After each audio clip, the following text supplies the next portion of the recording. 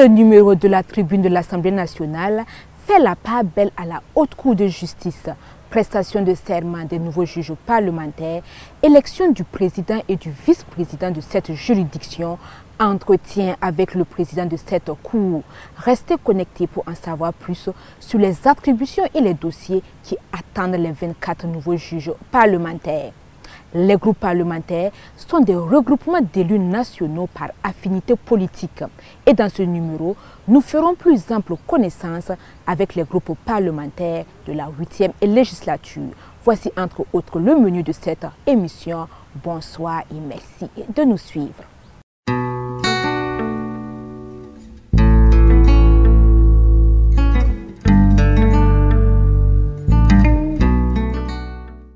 La 22e édition de la Journée nationale du paysan s'est tenue le 24 avril à Manga, dans le centre-sud. Une aubaine pour le monde paysan d'adresser des doléances aux autorités, à savoir le gouvernement et la représentation nationale. Innocent Darankoum, Agada Judith Kimadi. La tenue de la 22e édition de la Journée du paysan a servi de cadre pour le monde rural de mettre à nu ses difficultés. Des difficultés liées au contexte sécuritaire et sanitaire que traverse le Burkina Faso depuis un certain temps. Et pour y faire face, les producteurs attendent beaucoup non seulement du gouvernement, mais aussi de la représentation nationale. Nous attendons en tout cas qu'au niveau de l'Assemblée nationale, qu'en tout cas ils votent en tout cas des lois en faveur des producteurs, surtout au niveau du foncier. Ce que nous voulons qu'ils votent comme loi, ils n'ont qu'à prendre les producteurs et les productrices en compte, parce que nous sommes délaissés. Donc même le maïs, ils n'ont qu'à prendre un prix plancher pour que nous pouvons vendre notre production comme il le faut. En réponse, des élus nationaux de la province du Zunduego promettent œuvrer à l'essor du secteur agro-silvopastoral. Ensemble avec les autres députés, nous allons œuvrer, comme nous le faisons d'ailleurs déjà avec les anciens qui l'ont fait, qui nous ont précédés, qui l'ont fait. On va œuvrer à créer des conditions, c'est-à-dire des rencontres, des réseaux qui vont effectivement plaider, faire des plaidoyers, mener des activités, mener des rencontres et tous azimuts pour essayer, un temps soit peu, de donner notre contribution à l'essor de ce secteur-là et par ricochet bien sûr l'essor et le développement de notre pays. Au niveau de l'Assemblée nationale, des réformes majeures ont déjà fait l'objet de textes de loi afin de transformer structurellement le secteur. Il s'agit notamment de la loi portant code des investissements agro-silvopastoraux adoptée en 2018. De quoi créer un environnement incitatif pour le développement des activités agro-silvopastorales, halieutiques et fauniques. Les maires et les conseillers municipaux ont leur mandat prorogé jusqu'au 22 mai 2022. C'est ce qui ressort de la plénière du 29 avril dernier suite à l'adoption de la loi portant prorogation de mandat des conseils municipaux et régionaux des communes et régions du Burkina. Innocent Darankoum, Salimata Gayela Baro. Le projet de loi, objet du dossier numéro 25, a été adopté par l'Assemblée nationale à l'unanimité. Prorogation d'un an du mandat des conseillers municipaux et régionaux élus en mai 2016. À l'issue d'un vote à l'unanimité du projet de loi portant prorogation de mandat des conseils municipaux et régionaux des communes et régions du Burkina, les députés ont accordé leur caution au gouvernement pour lui permettre de mieux cerner l'impact de la situation sécuritaire de certaines communes.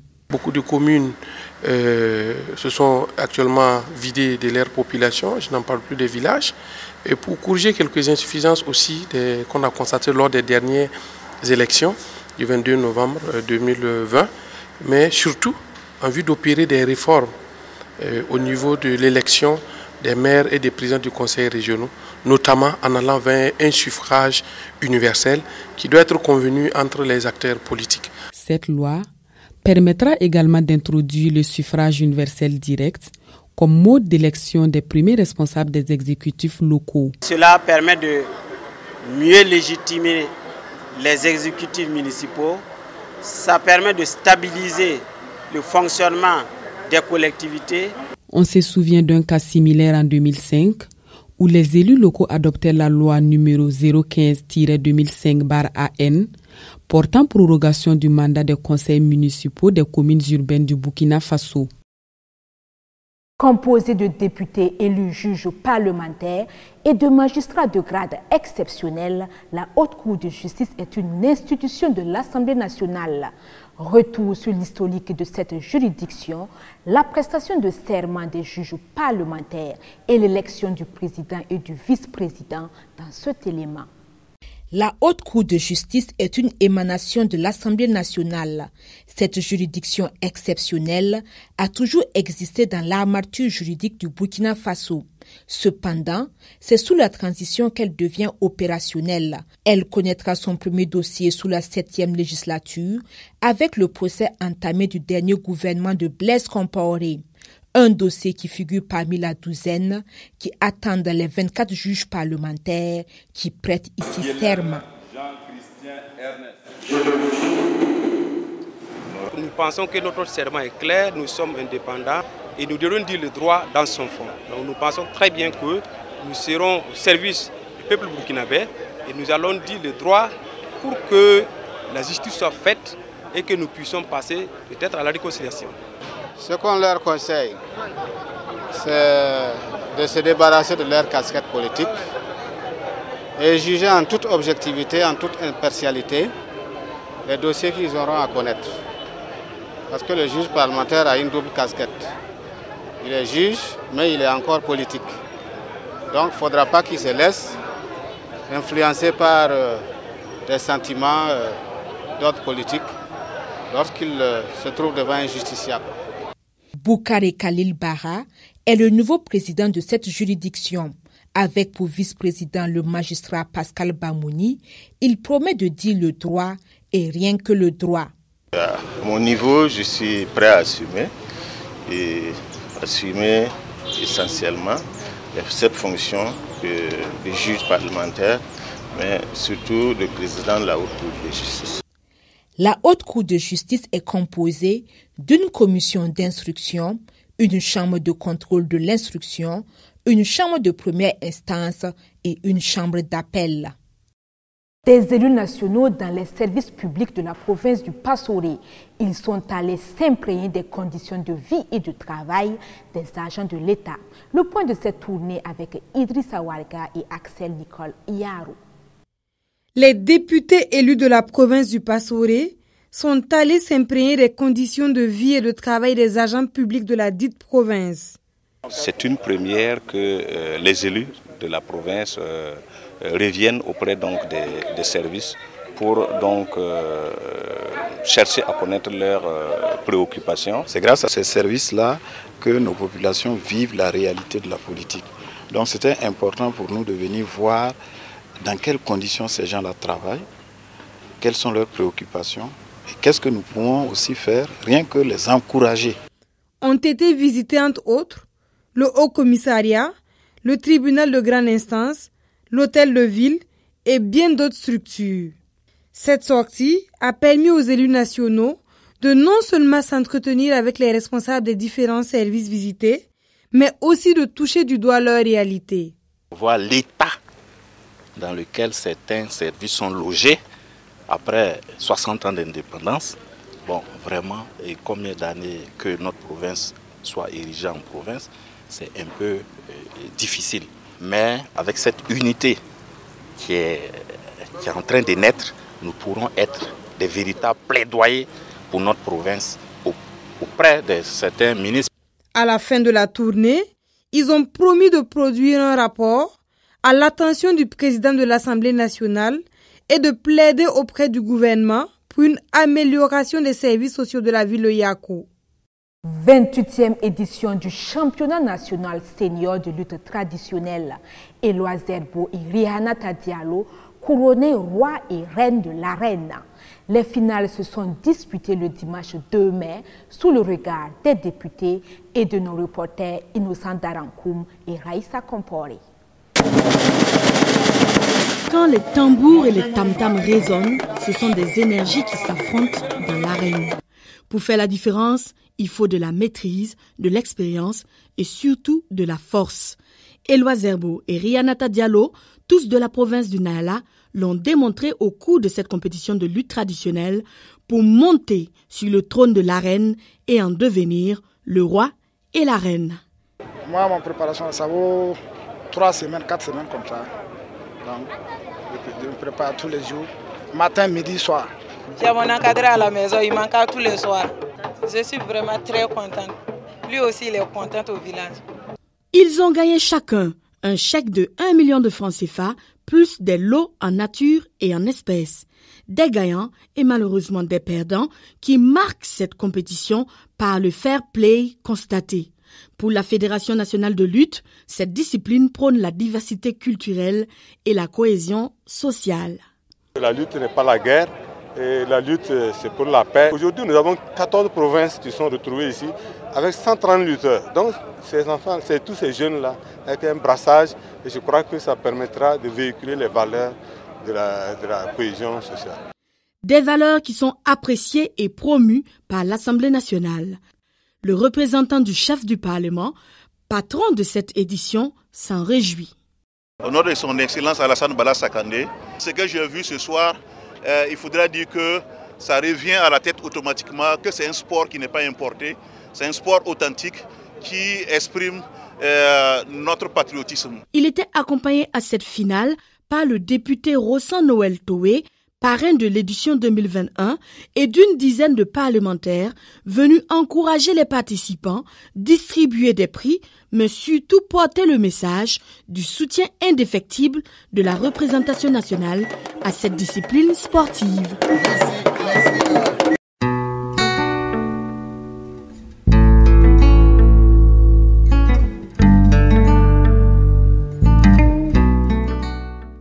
Pour en savoir plus sur les attributions et les fonctions de la Haute Cour de justice, Nicole Axel Yaro reçoit Khalil Bara, président de cette juridiction.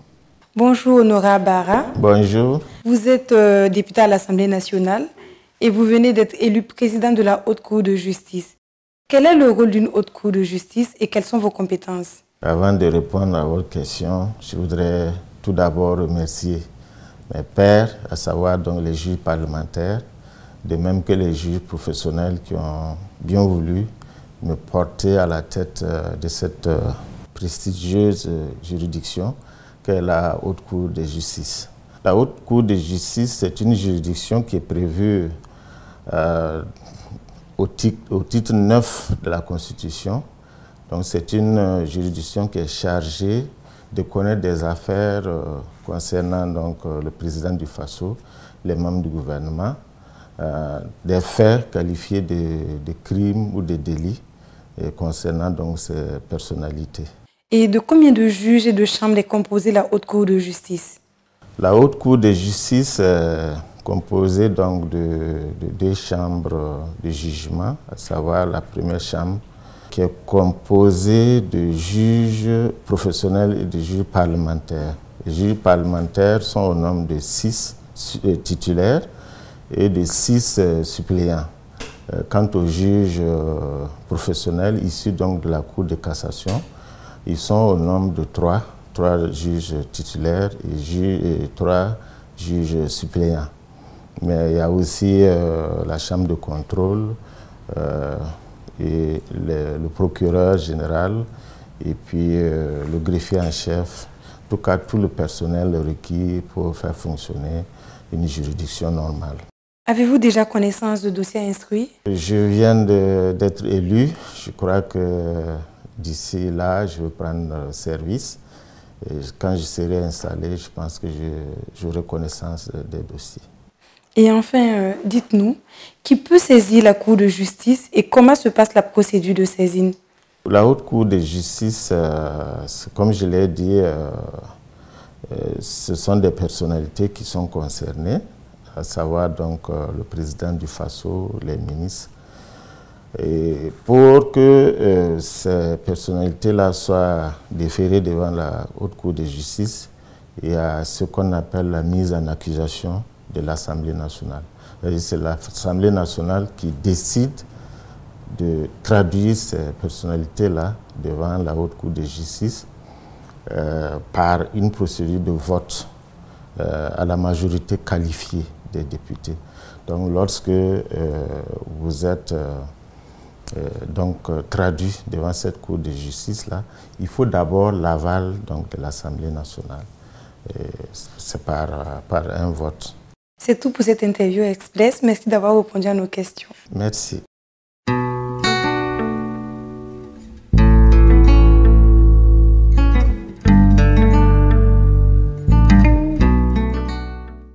Pour assumer convenablement leur mission régalienne, les députés sont organisés par affinité politique.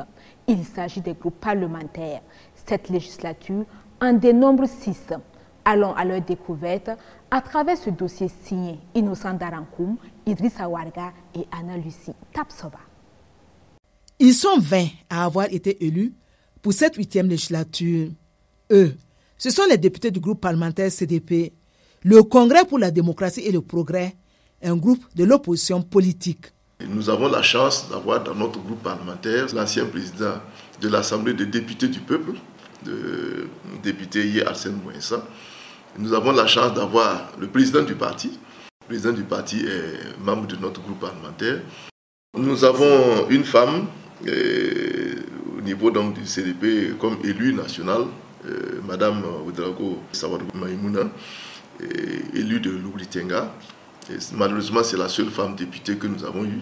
Les jeunes également, nous en comptons dans notre groupe parlementaire.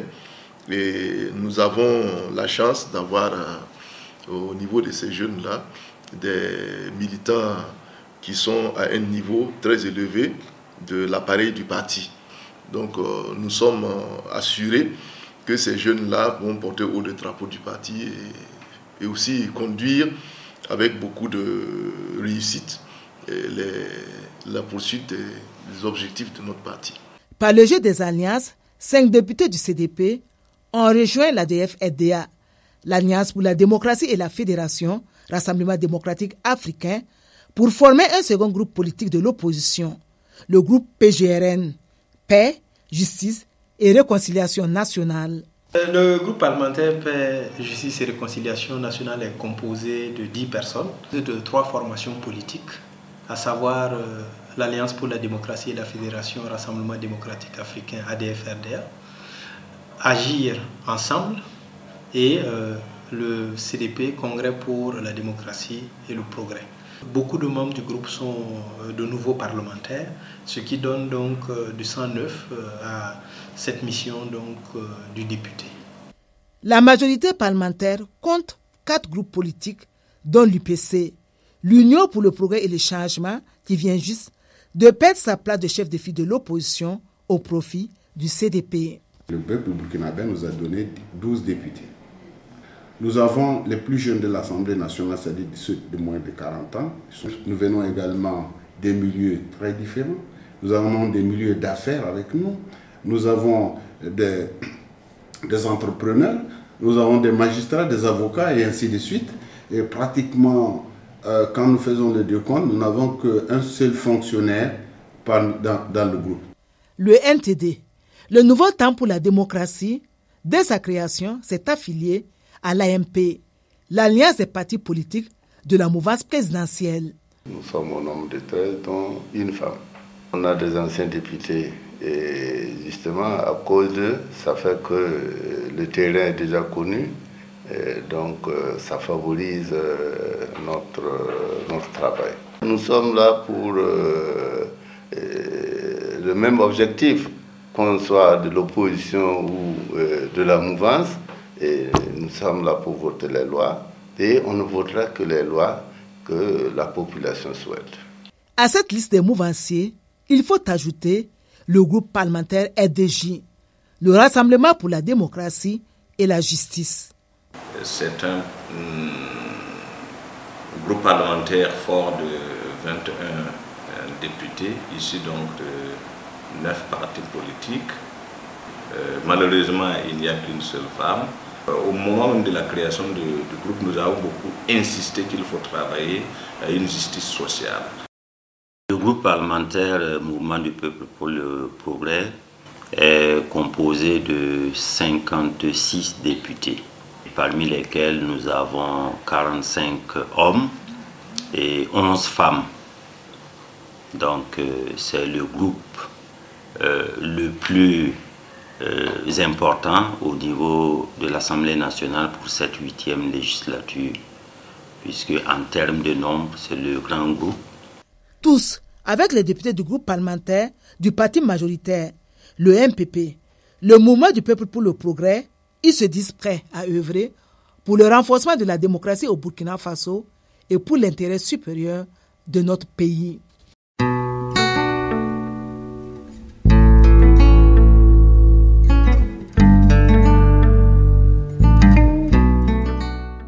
La principale mission de l'Assemblée nationale est le vote de la loi. Mais à qui appartient l'initiative de la loi? Qu'est-ce qu'une loi? Élément de réponse avec le chef de service des séances, Désiré Bapina. La Constitution, à son article 97, alinéa 1, a pris le soin de définir la loi. Et au terme de cet article, la loi est une délibération régulièrement promulguée de l'Assemblée nationale. Les initiateurs de la loi sont tout aussi déterminés par la Constitution. En son article 97 toujours, il s'agit concurremment des députés et du gouvernement. L'article 98 de la même Constitution reconnaît le même droit d'initiative de la loi au peuple. Quand le gouvernement prend l'initiative d'élaborer, d'introduire un projet de texte à l'Assemblée nationale, on l'appelle ce texte-là, projet de loi. Et lorsque le texte émane de l'Assemblée nationale, il est appelé proposition de loi. Pour le peuple, l'initiative se présente sous forme de pétition rédigée et signée par au moins 15 000 personnes lorsqu'il s'agit d'un projet de loi, d'une loi simple. Prenons l'exemple, si le peuple décide aujourd'hui d'introduire un projet de loi pour une meilleure protection de l'environnement. Imaginons qu'il n'y ait pas de texte sur la protection de l'environnement. Si le peuple prend l'initiative d'introduire un projet de texte dans ce sens, la Constitution dit qu'il faut au moins 15 000 personnes ayant le droit de vote qui signent la pétition rédigée.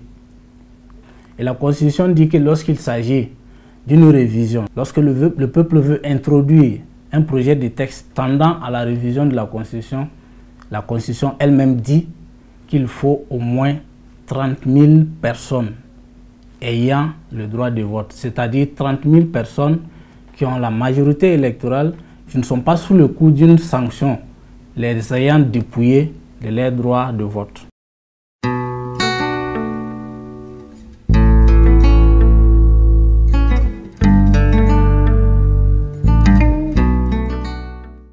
L'agenda de l'Assemblée nationale pour les 2 prochaines semaines. Le projet de loi portant régime juridique applicable aux drones civils au Burkina Faso et le projet de loi portant régime général des armes, de leurs pièces, munitions et autres matériels connexes au Burkina seront examinés respectivement les 17 et 18 mai 2021. Le discours du Premier ministre sur la situation de la nation est prévu pour le 20 mai. C'est tout pour aujourd'hui.